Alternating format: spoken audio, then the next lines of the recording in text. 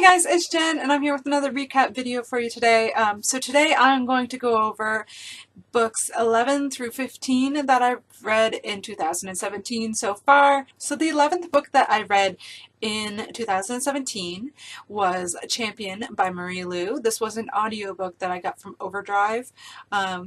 I really enjoyed this book. It was the final book in the Legend trilogy, and I thought it just did a pretty great job of wrapping up the entire series. I don't really want to go into this one a lot because it is the final book, but I did find it very well paced. It was a little slow at some parts, but for the most part, it was well paced, and I just really enjoyed how it all wrapped up. And now I don't know what to do with myself because I'm all out of Marie Lu books to read. So that's a little disappointing, but I did give that one a 4 out of 5. Really enjoyed it and will definitely be recommending the series to anyone who's looking for a good dystopian. The next book that I read in 2017 was A Great and Terrible Beauty by Libba Bray. Now, I had heard a lot about this book before going in, about how much people loved it. I mean, it is Libba Bray. I really enjoyed The Diviners, so I was looking forward to jumping into this one and finding out how I felt about it. Now, I did give this one a 3.5 out of 5. I felt that this book was very slowly paced. I did end up enjoying it. It's just, I just kept waiting and waiting and waiting for like something to happen because it was very slow. This book is one that takes place in a boarding school. The main character, Gemma, mother dies and she's sent to a boarding school to become a proper lady. So this is historical fiction. It's a little bit of fantasy or maybe paranormal. I'm not really sure because there's magic in it, but it's different magic. Like, she's not a witch. So I don't know if that would be like fantasy magic or paranormal magic because I feel like there's a difference. I don't know. Do you guys feel like there's a difference between the two different genres for magic? I think so. But I did enjoy it overall, and I will be continuing on with the series. I do own the entire trilogy. I picked it up at a yard sale a few years ago, and like, I've had this book on my shelf since 2012, and I just really needed to get it read. So hopefully the second book is a little better paced for me. If not, I'm not sure if I'm going to be able to finish the series. Hopefully I will. But the next two books are a lot longer than this one, so I guess I'll check them out and see, and if I don't like them, I guess I'll go into my donation pile because I have like a huge donation pile of books to give away.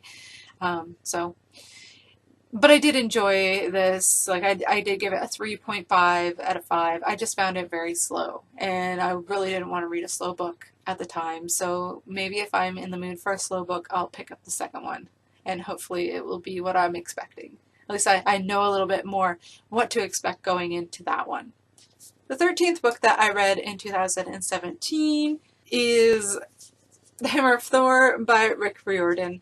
Now, this book was my least favorite so far of all of Rick Riordan's books that I've read. I haven't read the Kane Chronicles, so I cannot judge those.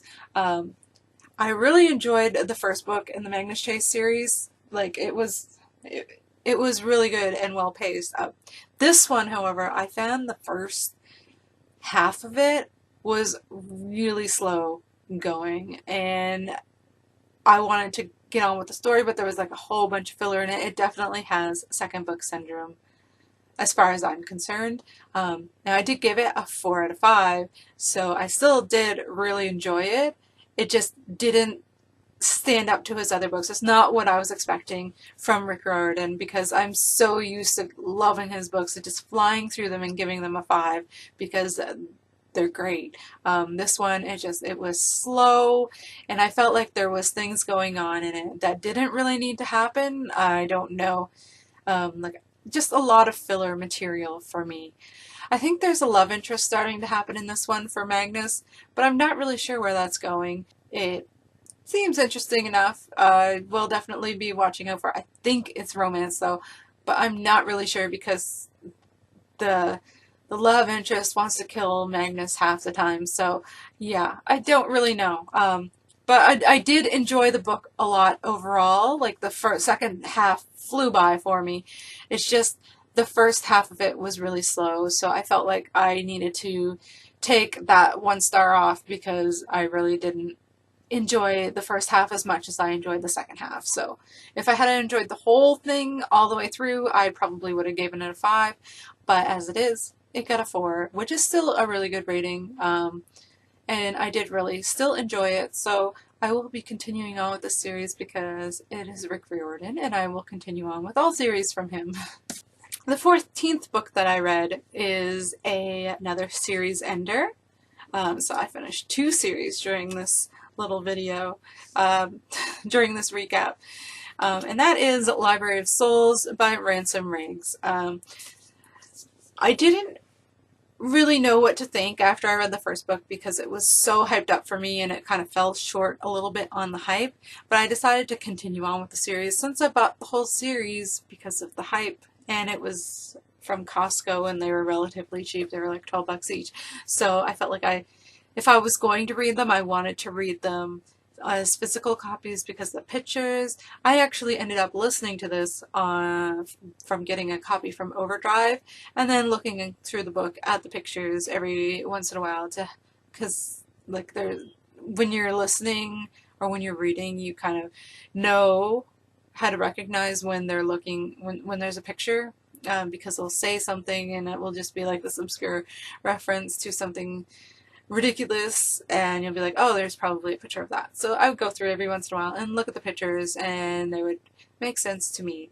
I don't really want to go into a whole lot of detail for this again because this is the third book in the series. It is the final book in the trilogy, and I don't want to spoil anyone, but I do want to say that I did enjoy this. I gave it 4 out of 5, so the series did somewhat redeem itself for me.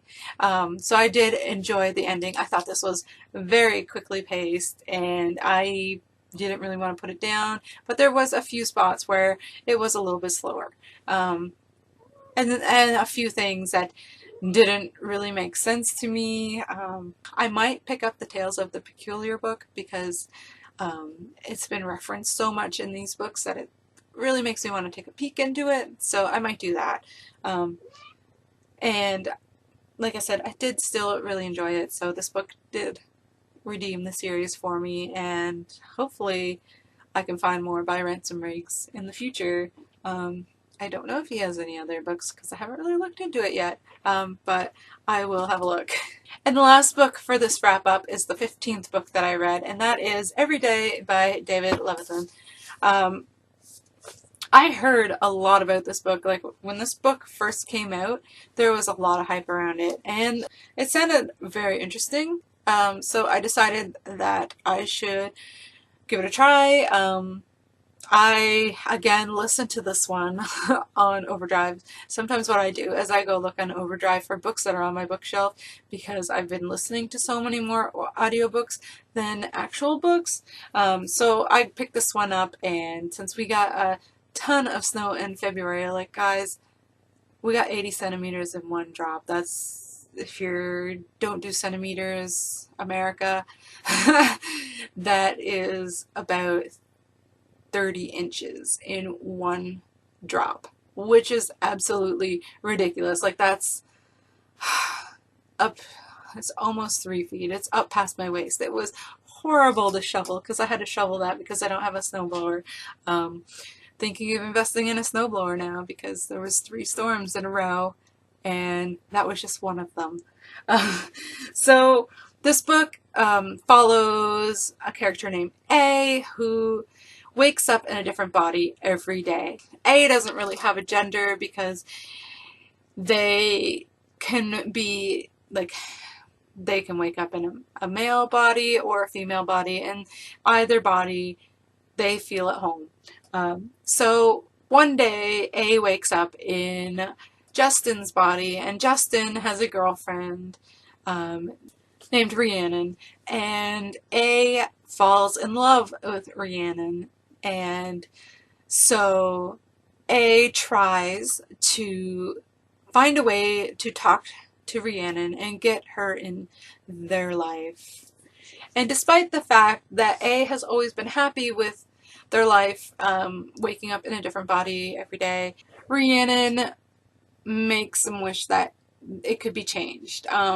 So obviously there's some difficulties there because Rhiannon has issues with it and doesn't believe it and thinks it's crazy at first and doesn't really want to try and, like, once she realizes what's going on, she wants to be A's friend, but she just isn't sure where she wants the relationship to go. So I thought it was really interesting and I really enjoyed the book. I gave it 4 out of 5, and there is a second book in the series, I guess, which comes from Rhiannon's point of view. This one is technically like a standalone. It does wrap up quite nicely in the end. And it's very sad because you have to think that because he's switching bodies every day, they don't have, like, the character doesn't have a family. Like, she doesn't have anyone stable in their life. So it's really sad to think of that because, like, what would be the purpose? I don't know why, like, I just don't know. I don't know what I would want if that was my life. But I did really enjoy it. As I said, I gave it a 4 out of 5. I will definitely, I think I might pick up the other book, which I believe is called Every Year, but I'm not sure. Because I would like to see what Rhiannon was thinking about all of that. Because I think her point of view would be very interesting for this series. So those are the next 5 books that I read this year. Let me know down below if you've read any of them and what you thought of them, and I'll see you guys later. Bye!